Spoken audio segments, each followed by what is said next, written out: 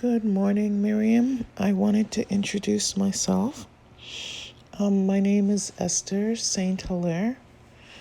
I'm a U.S. citizen. I was born in the Caribbean in the United States Virgin Islands.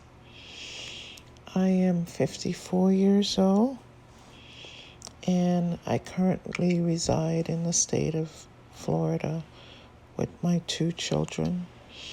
I wanted to kind of start off by giving you a little introduction and giving you some advice in advance as you go through the videos that I will subsequently send to you. The first thing I wanted to let you know is that I believe these organs that are being harvested are being used at the highest level of the Israeli government, meaning from the prime minister to their military generals and their different, I guess, in their system of government, their ministers, and even some of the rabbis. Because one thing that's unique about Israel, I think, maybe not so unique in the Middle East, but in Israel, there is no separation of the church and the state, meaning that the religion, Judaism, and the country are one. Even though most of the people in Israel are not religious, the religion dictates what happens a lot in the government. Also, I wanted to let you know that the Israeli intelligence, there are two primary ones, the Shin Bet and the Mossad. Shin Bet mostly handles domestic terrorism and threats to the government, while the Mossad handles the international.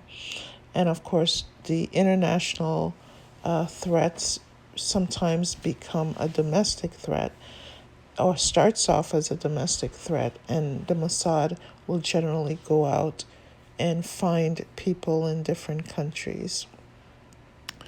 And why am I telling you this?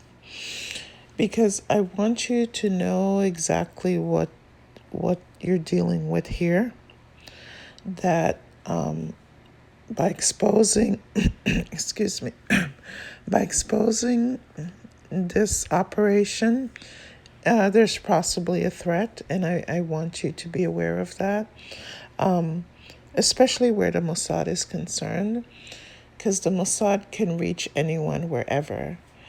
And even though I'm here in the U.S., even I know that I'm not quote unquote safe here. But one thing about me is that I'm not afraid of them. I know what they're capable of. I've lived in that country.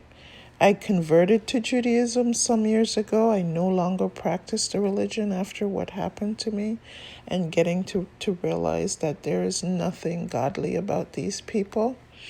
The only God these people worship is their shekel, which is their money, and that's their God.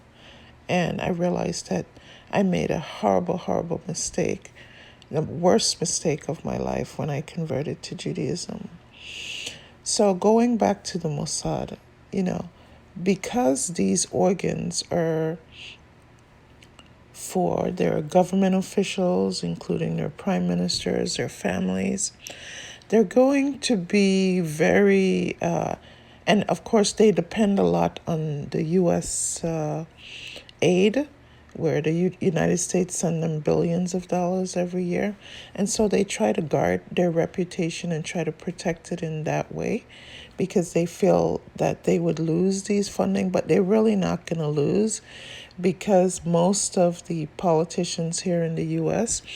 are paid very well by rich Jews here in the U.S., and that's why most of the legislation that go through Congress and the Senate support Israel. So it's like a one hand wash the other kind of concept.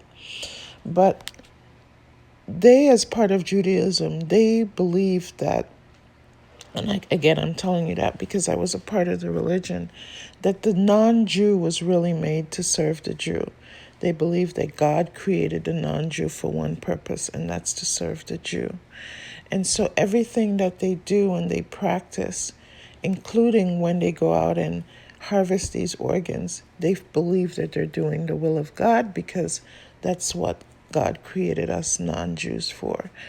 So by them going out and harvesting the organs to help a Jew live, that's what they're supposed to do. That being said, I just want to let you know that this is what you're getting into. They will perceive the release of this information as a threat to them and their funding in the U.S., their reputation abroad, and their reputation in the United Nations, which, as we all know, the way they've treated the Palestinians, they don't have much of a reputation, but they really believe that people perceive them as good, and some do, but most of us who've dealt with them know that their religion is, oh gosh, it's really an evil religion. But just wanted to share that information with you, and as I send the videos. One other thing I also wanted to mention is that this is a highly organized and sophisticated operation. When I was in the hospital in Tel Aviv, and the name of that hospital is the Ihilov Hospital, I was able to watch, even now on reflection of everything that happened to me, the way they organized everything. And keep in mind, when I first entered that hospital, I really had no idea what was going on. And so I was operating from a sense of, hey, how unfortunate of myself to end up in this situation, which I thought was a natural stroke at the time. And so I responded to them in that way, thinking that, these people were really trying to help me, until I don't know if it was a sixth sense or intuition from God or whatever it was, but things started to seem a little strange to me. And I think one of the first things that seemed pretty odd to me was the fact that they didn't, I kept trying to get back to the U.S., right? I wanted to come back to the U.S. This was my home. I wanted to get treatment. And they kept putting up all these roadblocks. First, they tried to convince me that no airline would let me fly and that I needed a letter from the hospital in order to fly back to the U.S. And I actually believed it at that time. And every time I would ask them for that letter, they would say, no, you're not ready. You're not ready. Until one day, as I was laying, it occurred to me, because, while I was living there, because I was living there at one point, I had a puppy. And with the puppy, I had a vet for the puppy. And so one day, as I was laying in the bed, and I thought, how odd that I can't leave the country without a letter from this hospital, it occurred to me to call the vet. And I called the vet, and he told me that's absolutely not true. First of all, as long as you're fit to fly, you can fly. And what you do is you just go to the airport, and when they ask you, because at that time I was still in a wheelchair, thank God I'm able to walk some now, but when they ask you why, I just told them you had an accident, and as long as you're fine and you look well, they won't pressure you for anything. And that was any form of letter from any government, as long as you have your COVID tests and what's required to enter back in the U.S., you'll be able to fly. And so that's the first time that I started realizing, okay, there is some kind of effort, concerted effort for me not to leave the country. And then as I was still, so I started making plans to do exactly what the vet told me to do. And during that time, that's when I started to become more aware of what was happening at the hospital. And one of the things that they would do, they would send these young Israeli girls. And when I say young, I would guess their ages to be anywhere from 19 to 22 maybe 23. And they would come in and they referred to themselves as volunteers. But I now believe that they actually work for the Israeli intelligence. And what they would do when they would come in, they would, "Hi, good morning, Esther. How are you? Uh, do you want us to get you anything? Is everything okay, Esther?" And they would, while they're talking and they're being very innocent and sweet, they would ask you little questions. "Oh, Esther, so how's your family, Esther? Have you spoken to your family, Esther? Do they know that you're okay?" And of course, not knowing, I would say, "Yeah, I've spoken." "Oh, so Esther, tell me, how much you have a lot of family in the U.S., Esther?" And so that's what they would do. They would come in, and basically, what these quote unquote volunteers were doing, they were trying to gather as much information about you as possible because, again, their goal was to make sure that the person they were going to do this to was not, didn't have a really strong family connection or didn't work in, like, maybe television or something that would bring a lot of attention to their operation. And of course, once I started putting the pieces of the puzzle together, whenever they would come in, I would say, "Oh, okay, you're a volunteer. That's okay. I don't need anything, but thank you very much." And shortly after I started doing that, they would stop. And all those, phishing information operation that they were doing stop. And then what I also started doing, like, they would have this one lady come in every day to take blood. And what I eventually found out was that they were trying to look for a match, an organ match.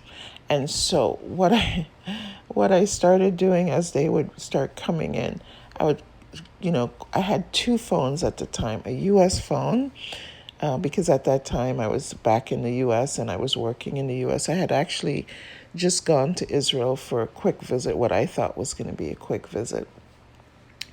And I had two phones, and so I would keep one phone that was visible so they could see and know that, hey, this was my phone.